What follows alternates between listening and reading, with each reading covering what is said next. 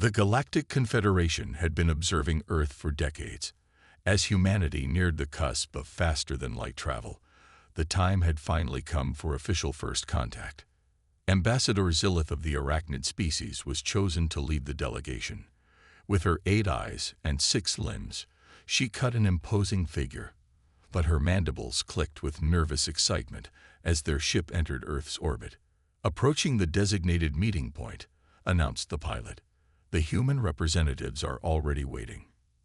Zilith gazed out the viewport at the blue-green planet below. So much water, so much life, and at its heart, a species that had accomplished in mere millennia what took other races eons. The ship touched down in a clearing outside a major human city. A small group of humans in formal attire stood waiting. Zilith took a deep breath and descended the ramp, her delegation following close behind.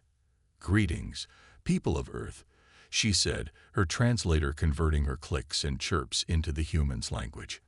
"I am Ambassador Zilith of the Galactic Confederation.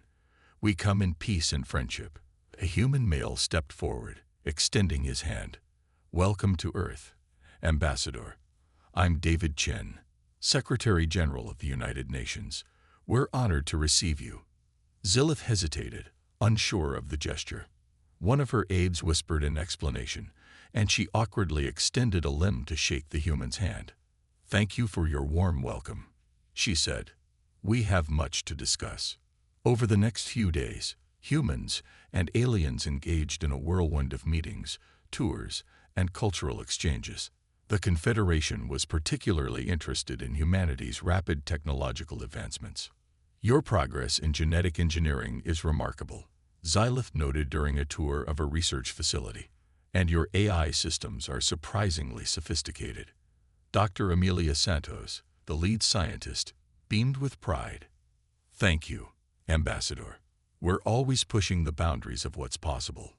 But it was during a visit to a military base that things took an unexpected turn.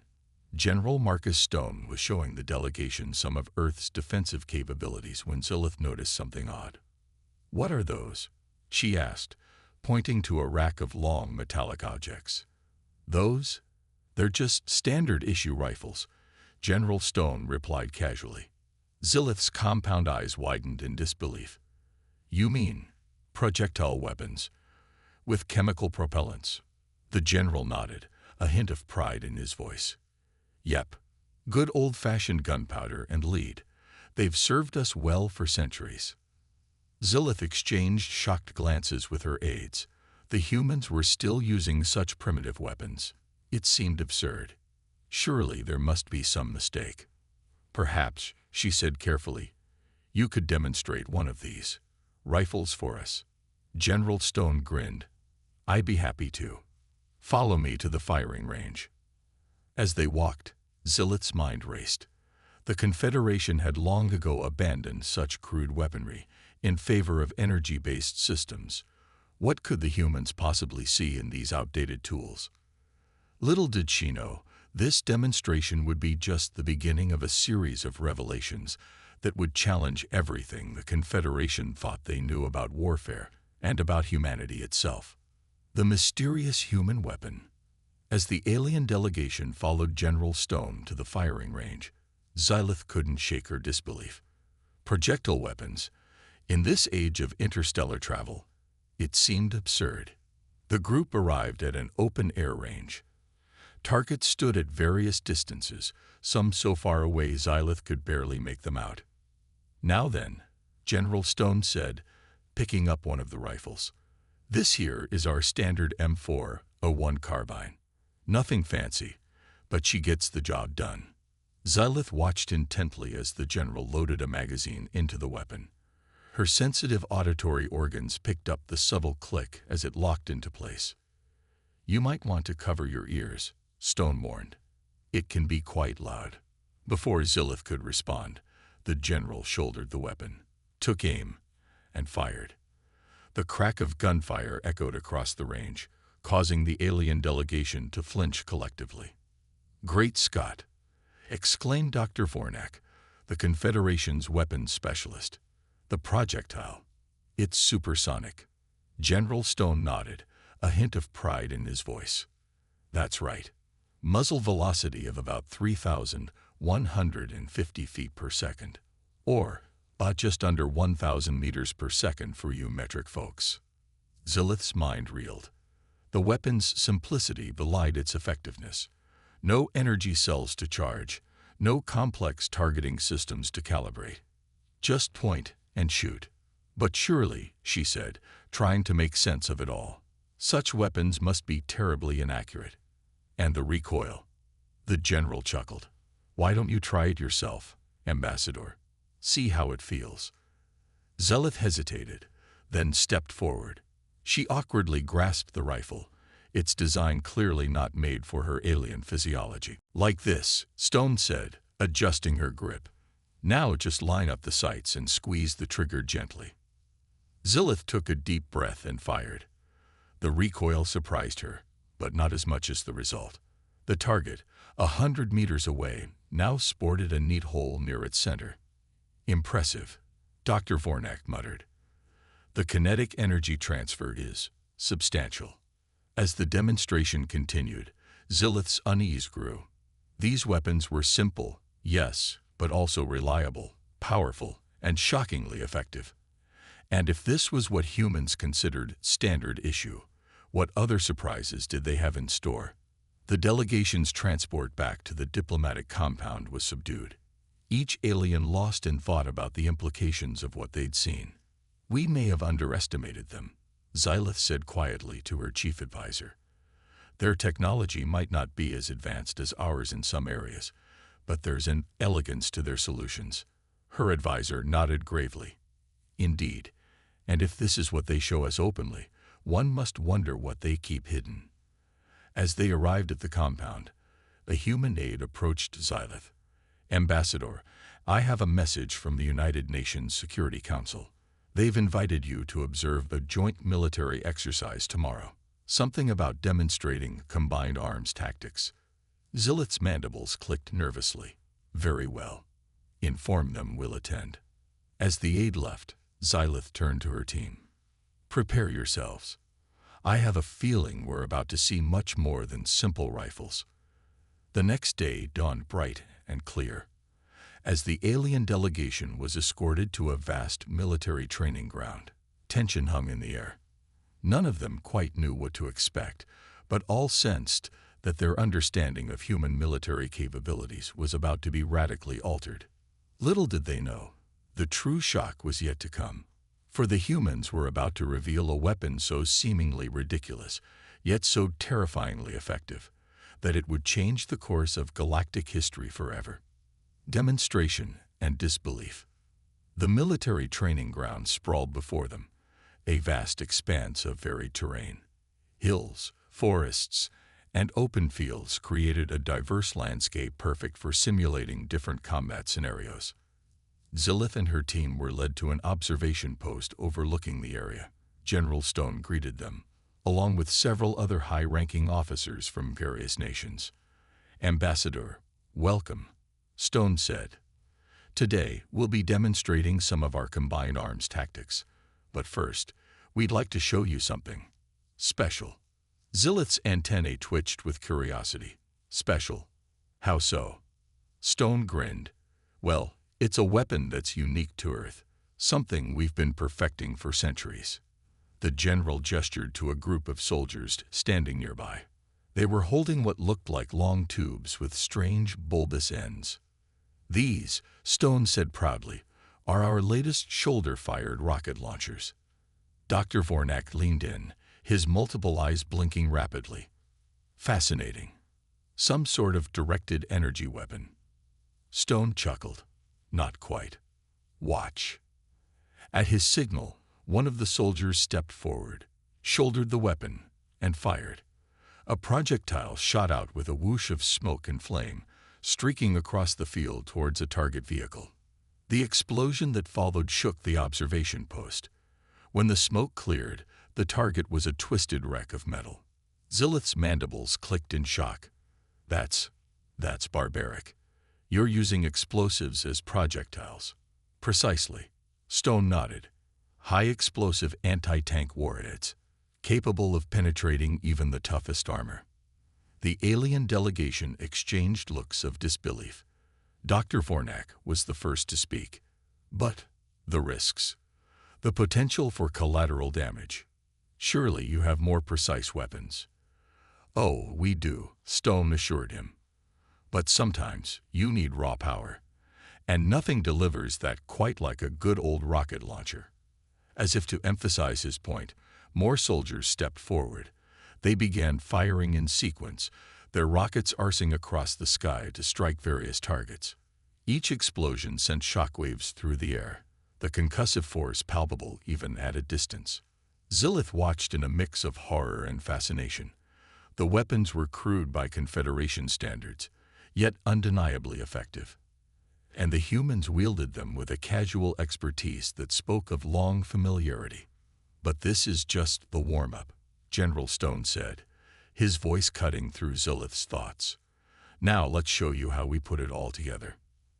At his command, the training ground came alive.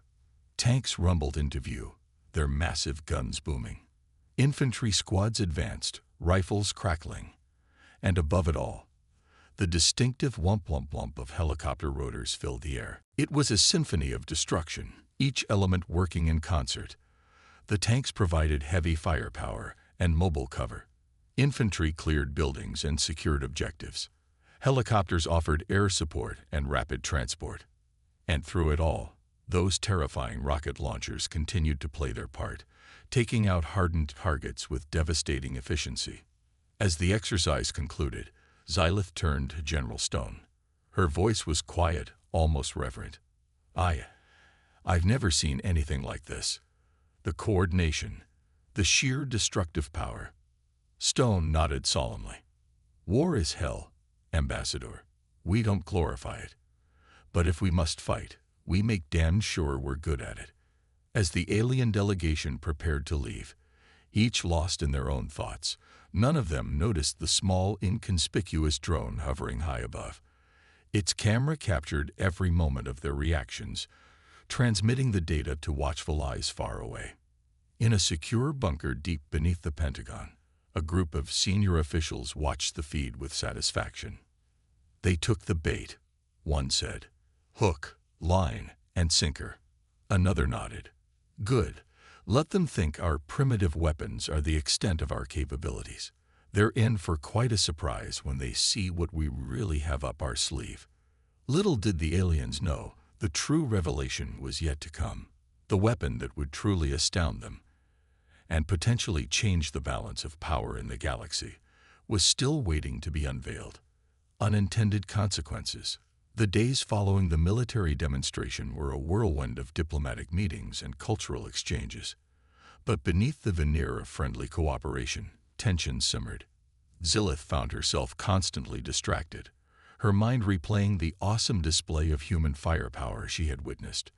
During a formal dinner at the United Nations headquarters, she finally voiced her concerns to Secretary General Chen. "Your weapons," she said quietly, pushing her untouched plate aside. "They're so destructive. Doesn't it worry you?" Chen's expression grew serious. "Of course it does, Ambassador. But we've learned the hard way that peace must sometimes be defended." Before Zilith could respond, an aide rushed up to Chen, whispering urgently in his ear. The human's face paled. "I'm sorry, Ambassador," he said, standing abruptly. "There's been an incident. We need to go. Now." Minutes later, Zilith found herself in a secure briefing room, surrounded by grim-faced human officials. A large screen dominated one wall, showing a chaotic scene of smoke and flames. Approximately 30 minutes ago, a military officer explained, an unknown alien vessel entered Earth's atmosphere and attacked a major city. Zilith's antennae drooped in shock. Impossible. The Confederation would never. "It wasn't the Confederation," Chen interrupted. "The ship doesn't match any known designs in your database. We're dealing with a new player." As they watched, the feed switched to show the alien ship. It was massive, easily dwarfing the human skyscrapers below. Energy weapons lashed out from its hull, carving swaths of destruction through the city. My God, someone whispered. Those beams, they're cutting through our defenses like they're not even there. Zilith felt a chill run through her exoskeleton. She recognized the technology. Phased plasma arrays, she said, far more advanced than anything the Confederation possesses. This changes everything. Chen turned to her, his eyes hard. Ambassador, we need options. Our conventional weapons are barely scratching that thing's shields. For a moment, Zilith hesitated. Sharing advanced technology with a younger race went against every protocol. But as she watched the destruction unfold on the screen, she made her decision. There might be a way, she said, but you're not going to like it. Over the next hour, Zilith worked feverishly with human scientists and engineers. They were adapting one of the primitive rocket launchers, integrating it with Confederation shield disruption technology. It's crude, Zilith explained, but the principles are sound. The initial kinetic impact should create a localized weakness in their shields. Then the explosive payload, enhanced with our tech, should penetrate and cause significant damage. As the modified weapon was rushed into production, reports came in of the alien ship moving towards another major population center. Time was running out. It's ready, a scientist announced, hefting the jury-rigged launcher. But we've only got one shot at this. Chen nodded grimly. Then we better make it count. As they prepared to deploy, Zilith pulled Chen aside. You realize what this means, don't you? Once this technology is out there, there's no going back. The balance of power in the galaxy will shift. Chen met her gaze steadily. Ambassador, right now, I'm more concerned with saving my people. We'll deal with the consequences later. As they boarded a high-speed transport to the combat zone, Zilith couldn't shake a feeling of unease. The humans had already surprised her with their ingenuity and determination. What would they do with this new power? The transport sped towards its destination, carrying with it a weapon that would change the course of history. But as Zilith was about to discover, the humans had one more surprise in store, a revelation that would challenge everything she thought she knew about warfare and humanity itself. A new understanding. The transport raced towards the alien ship, now hovering ominously over another major city. Inside, tension was palpable as human soldiers and Zilith prepared for what could be their only chance to stop the invader. As they neared their target, Chen turned to Zilith. There's something you should know, he said, his voice grave. That weapon we showed you earlier, the rocket launcher, it wasn't our most advanced technology. Zilith's compound eyes widened in surprise. What do you mean? Chen sighed. We have other capabilities. Things we've kept hidden, even from our own people. But given the circumstances, I think it's time we revealed our true strength. Before Zilith could respond, the pilot's voice crackled over the intercom. Sir, we're approaching the drop zone. 2 minutes to deployment. As the rear hatch of the transport opened, revealing the sprawling city below and the menacing alien ship above, Chen spoke into his comm device. This is Secretary General Chen. Authorization code. Prometheus Unbound. Activate Project Helios. For a moment, nothing happened. Then, Zilith noticed something strange. Tiny points of light were appearing all over the city on rooftops, in parks, even from windows of buildings. What is that? She asked, her antennae twitching in confusion. Chen's expression was a mix of pride and solemnity. Our true defense system. Thousands of miniaturized high-energy particle beam emitters. Individually, they're not very powerful. But together, as if on cue, the points of light intensified. Thousands of energy beams lanced upward, converging on the alien ship. Where they struck, the invaders' shields flared and buckled.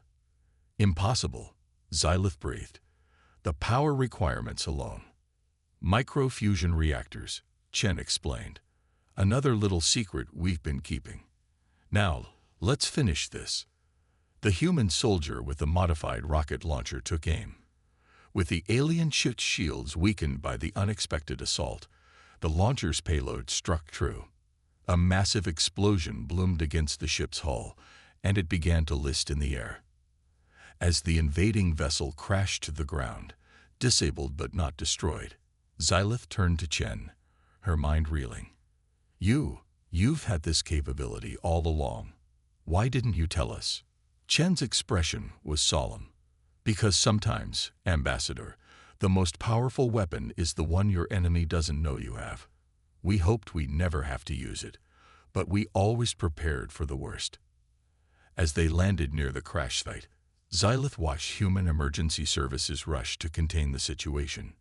Their efficiency, their determination, their ability to come together in a crisis. It was all so different from what she had expected. I think I understand now, she said quietly. Your greatest weapon isn't your technology, is it? It's your adaptability. Your willingness to face the unknown and find a way to overcome it. Chen nodded. That's humanity for you. We're not perfect, far from it. But we never stop trying to be better, to do better. As they approached the downed alien ship, ready to face whatever came next, Xylith realized her mission had changed. She had come to Earth to evaluate a young species on the brink of joining the galactic community. Instead, she found herself reevaluating everything she thought she knew about warfare, about technology, and about the potential of life itself. The galaxy was about to change, and humanity would be at the forefront of that change. As an ambassador of the Confederation, Xylith knew she should be concerned. But as she watched the humans work together to address this unprecedented threat, she felt something else entirely: hope. Whatever challenges lay ahead, whatever new threats might emerge from the depths of space, Xylith was certain of one thing: humanity would face them head-on, armed not just with their surprising weapons, but with their even more surprising spirit. As the sun began to set on this momentous day, Xylith realized that the most ridiculous weapon humanity possessed wasn't their projectile launchers or their hidden defenses. It was their indomitable will, their creativity in the face of adversity, and their ability to turn even the most primitive tools into game-changing advantages. The galaxy would never be the same. And perhaps, Xylith thought, that wasn't such a bad thing after all.